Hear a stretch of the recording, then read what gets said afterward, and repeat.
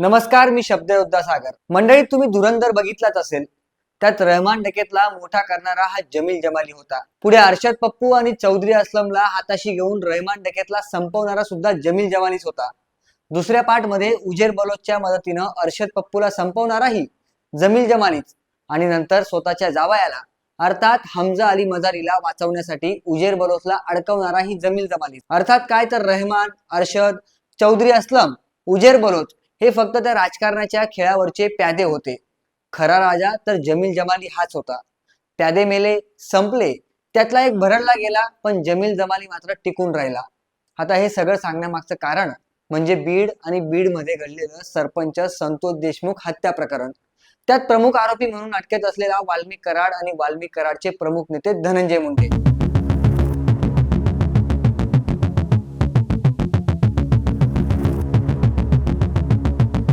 सरपंच संतोष देशमुख यांना अत्यंत निर्गुणपणे संपवण्यात आलं.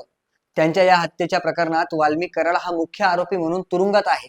या प्रकरणाचे धागेदोरे धनंजय मुंडे यांच्यापर्यंत सुद्धा पोहोचतात की काय अशी परिस्थिती निर्माण झाली होती. चर्चा तर अशीही होती की धनंजय मुंडे यांना अटक केली जाऊ शकते, पण ती अटक मंत्रिपदावर टळली असं म्हटलं तर वावगं ठरणार नाही. मधली बरीच महिने धनंजय मुंडे राजकीय विझनवासात होते. मुंडेंनी अनेक वेळा हे बोलूनही दाखवलं.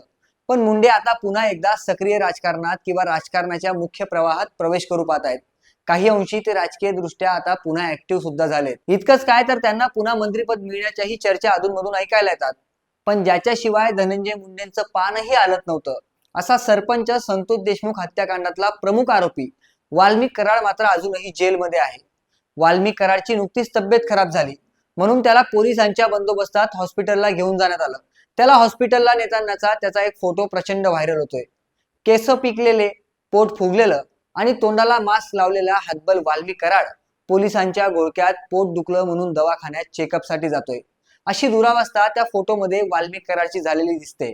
पण सोशल मीडियावर मात्र एकीकडे वाल्मिक कराडचा हा फोटो व्हायरल होत असताना धनंजय मुंडे यांचेही अनेक फोटो व्हायरल होत आहेत, ज्यामध्ये धनंजय मुंडे अनेक ठिकाणी सत्कार स्वीकारतायत, अनेक ठिकाणी जल्लोष साजरा करतायत.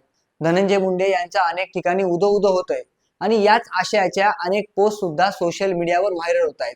ज्या वाल्मिक कराडच्या संपत्तीचे आकडे 2000 कोटींच्या घरात होते, त्या वाल्मिक कराडची अवस्था आज काय झालेली आहे हे तुम्ही आम्ही पाहतोय. बरं, ती संपत्ती जर त्याने कमवली असेल तर त्यात नक्कीच धनंजय मुंडे यांचा त्याला पाठिंबा असला पाहिजे.